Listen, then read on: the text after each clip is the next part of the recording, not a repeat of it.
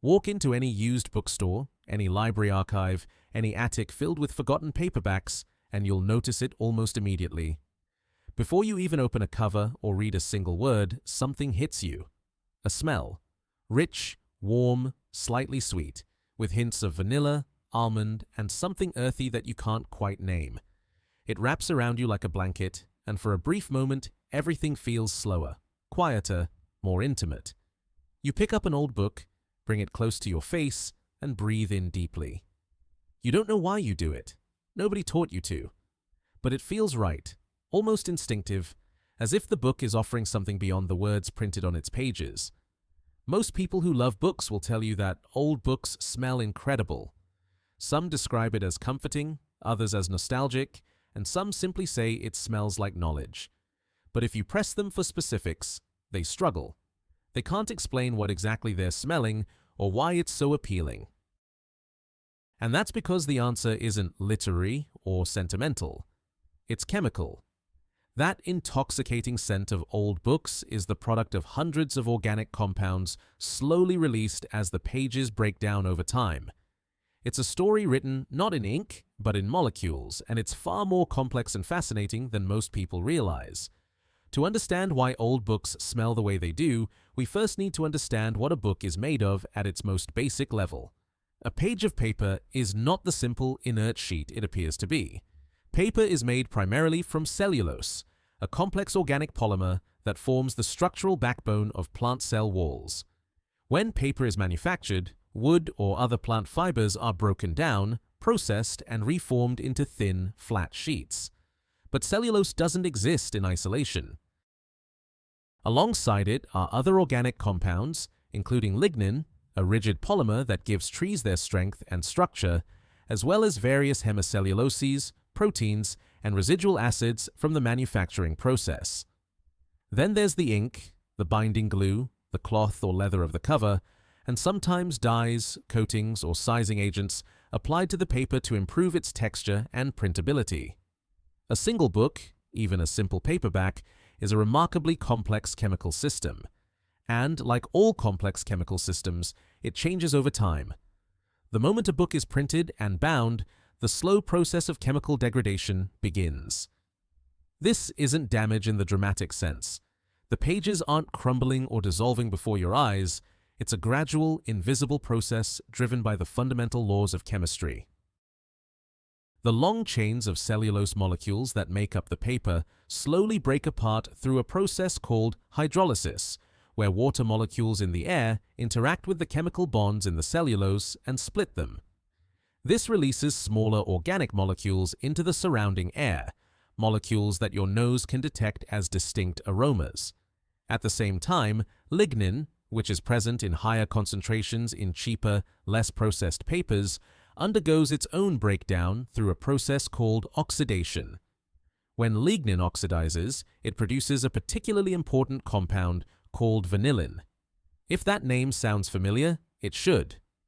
Vanillin is the same molecule that gives vanilla beans their characteristic sweet, warm fragrance. This is why so many people describe the smell of old books as having a vanilla-like quality. They're not imagining it, they are literally smelling vanilla, not from a plant, but from decomposing wood fibers in century-old paper. But vanillin is just one player in a much larger aromatic orchestra. As the various organic components of a book break down over decades and centuries, they release a wide array of volatile organic compounds, commonly known as VOCs. Researchers who have studied the chemistry of old book smell have identified hundreds of these compounds, each contributing a different note to the overall fragrance. Benzaldehyde, for instance, produces a faint almond-like sweetness. Toluene and ethylbenzene add subtle, slightly sharp aromatic tones. Furfural, which is released as cellulose degrades, contributes a warm, bread-like, almost caramel quality. 2-ethylhexanol adds a mild floral note. And various organic acids, including acetic acid and butyric acid, introduce faint sourness and depth to the overall aroma profile. No two old books smell exactly the same, because the specific combination and concentration of these compounds depends on the type of paper used, the composition of the ink, the materials in the binding, the conditions in which the book was stored, and how much time has passed since it was printed. Every old book is essentially brewing its own unique perfume, one molecule at a time, over the course of its existence. The type of paper matters enormously. Books printed before the mid-19th century were typically made from cotton or linen rag paper, which contains very little lignin and is remarkably stable over time. These books tend to have a softer, subtler scent, less sweet, more earthy and dry because the paper degrades much more slowly and produces fewer aromatic byproducts. Books printed after the 1840s, however, increasingly used wood pulp paper, which is rich in lignin and far more chemically reactive. These books produce a stronger, sweeter, more complex fragrance as they age because the lignin breaks down more aggressively and releases higher concentrations of vanillin and other aromatic compounds. This is also why wood pulp paper turns yellow and becomes brittle over time. The same oxidation process that creates those wonderful smells is also physically degrading the pages. The scent of an old book, in a very real sense, is the smell of the book slowly returning to its original chemical components. It's beautiful, but it's also a form of decay. The ink used in printing also contributes to the overall aroma. Traditional printing inks were oil-based, often using linseed oil or other drying oils as a carrier for carbon black or other pigments. As these oils age and oxidize, they release their own set of volatile compounds, adding richness and depth to the book's scent profile. Some older inks also contained resins, waxes, or metallic compounds that produce distinctive aromatic notes as they break down. Even the binding materials play a role. Animal-based glues used in older book binding release amino acids and other organic molecules as they age, contributing a faint, musky undertone. Leather covers produce their own complex set of aromas from the tanning agents, natural oils, and dyes used in their production. Cloth bindings absorb environmental odors over time, adding traces of the places where the book has lived, the wood smoke of a fireplace, the dampness of a basement, the dry warmth of an attic shelf. When you smell an old book, you're not just smelling the book itself. You're smelling its entire history, every room it sat in, every hand that held it, every season it weathered, all encoded in the molecules clinging to its pages. Now here's where the science intersects with something deeply human. Why does this particular combination of chemicals smell good to us? After all, we're talking about the byproducts of decay. Rotting wood, degrading glue, oxidizing oils. These don't sound like ingredients in a pleasant fragrance. And yet, almost universally, people describe the smell of old books as warm, comforting, and appealing. The answer lies in how our brains process smell and how closely that processing is linked to memory and emotion. The olfactory system, which is responsible for our sense of smell, is directly connected to the limbic system, the part of the brain that governs emotion, memory, and associative learning. When you smell something, the signal travels almost instantly to the amygdala and the hippocampus, regions that process emotional responses and store long-term memories. This is why smells can trigger powerful, vivid, and often deeply emotional memories in a way that sights and sounds rarely do. A single whiff of a particular perfume can transport you to a moment from decades ago. The scent of baking bread can fill you with warmth before you've even taken a bite. The smell of old books taps into this system with remarkable potency. Many of the compounds released by aging paper, vanillin, benzaldehyde, furfural, are chemically similar or identical to compounds found in foods, spices, and natural environments that humans have positive associations with. Vanillin is linked to vanilla, one of the most universally beloved scents on the planet. Benzaldehyde is associated with almonds and cherries. Furfural is present in baked goods, roasted coffee, and caramelized sugar. When your brain detects these compounds in the scent of an old book, it doesn't catalog them as products of chemical decomposition. It recognizes them as familiar, safe, and pleasant, because it has encountered these same molecules in contexts associated with comfort, nourishment, and warmth throughout your life. The old book smell is essentially a cocktail of aromas that your brain has been trained to enjoy, delivered in a unique and complex combination that feels both familiar and mysterious at the same time. There's also a strong psychological and cultural component to why we find this smell so appealing. For many people, old books are associated with libraries, childhood reading, grandparents' homes, quiet afternoons, intellectual discovery, and the romance of the written word. These associations are deeply personal and overwhelmingly positive. When you encounter the smell of an old book, your brain doesn't just process the chemical compounds. It also retrieves the emotional memories associated with those compounds and the context in which you're experiencing them. The warmth of a used bookstore, the stillness of a library archive, the thrill of finding a forgotten novel on a dusty shelf. These experiences layer onto the sensory information and amplify the pleasure you feel. In other words, the smell of old books isn't just good because of chemistry, it's good because of what old books mean to us. The molecules provide the raw signal, but our memories and emotions transform that signal into something that feels profound, nostalgic, and deeply satisfying. Interestingly, this connection between old books and their scent has not gone unnoticed by researchers and even by the fragrance industry. In 2009, a research team at University College London conducted a detailed chemical analysis of the volatile organic compounds emitted by old books and published their findings as a way to help librarians and archivists assess the condition of aging paper without physically handling or damaging it. They found that the specific combination and concentration of VOCs released by a book could reveal information about its age, the type of paper used, and the degree of degradation it had undergone. In essence, they developed a way to diagnose a book's health by analyzing its smell.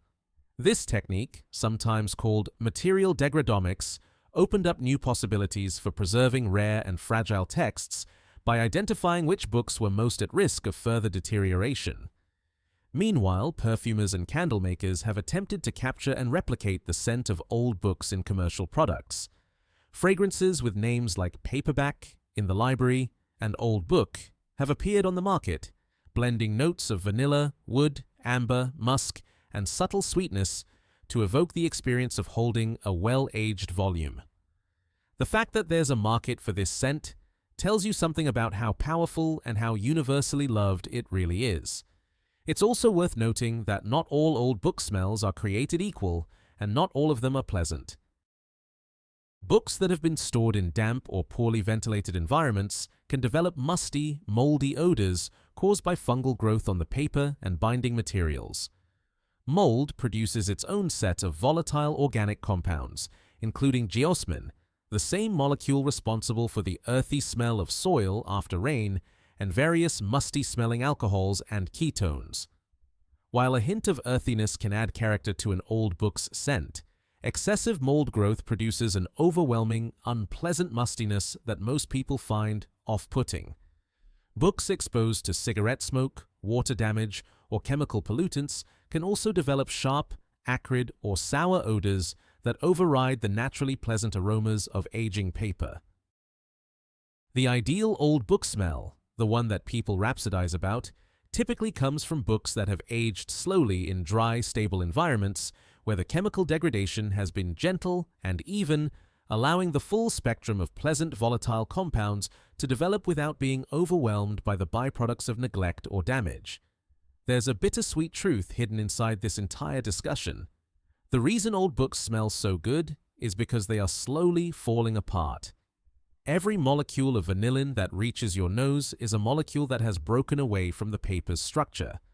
Every sweet, warm, almond-scented note is a sign that the cellulose and lignin chains are getting shorter, that the paper is becoming more brittle, that the book is one step closer to the end of its physical life.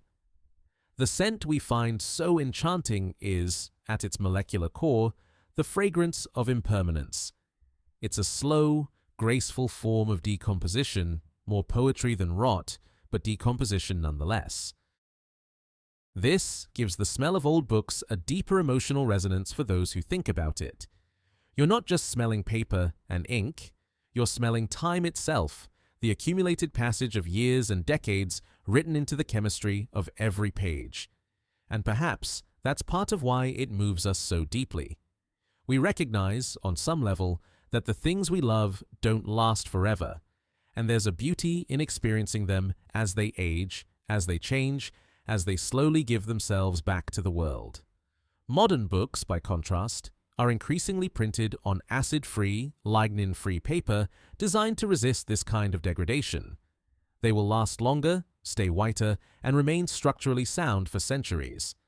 But they will never develop the same rich, complex, intoxicating aroma that their predecessors do. The trade-off for permanence is the loss of that olfactory magic, the silent, invisible transformation that turns a stack of printed pages into something that smells like memory itself. This is one reason why book lovers, collectors, and librarians often speak of old books with a reverence that goes beyond their literary content. The physical object, its texture, its weight, its color, and yes, its smell, carries an emotional and sensory depth that a brand new book, no matter how beautifully printed, simply cannot replicate. The old book is not just a container for words. It is a living, breathing, slowly changing artifact that engages every sense, and its scent is perhaps the most intimate and evocative of all. So the next time you pick up an old book and find yourself instinctively bringing it to your nose, you'll know exactly what you're breathing in. You're inhaling vanillin from the slow oxidation of lignin in wood pulp paper. You're detecting benzaldehyde and furfural from the hydrolysis of cellulose. You're sensing traces of aged ink, ancient glue, weathered leather, and the accumulated atmosphere of every room that book has ever occupied. Your brain is matching those compounds to memories of warmth, sweetness, comfort, and discovery, weaving them together into a sensation that feels profound, even though you can't quite put it into words. That smell is chemistry, history, psychology, and emotion all fused into a single breath. It's the book telling you its story, not through its words, but through its very substance. And it's a story that, once you understand it, makes every old book you encounter feel just a little more alive, a little more precious, and a little more worth holding close. Thank you for watching. If you have suggestions for our next video, feel free to share them in the comments below. We'll be sure to give you an acknowledgement for your contribution.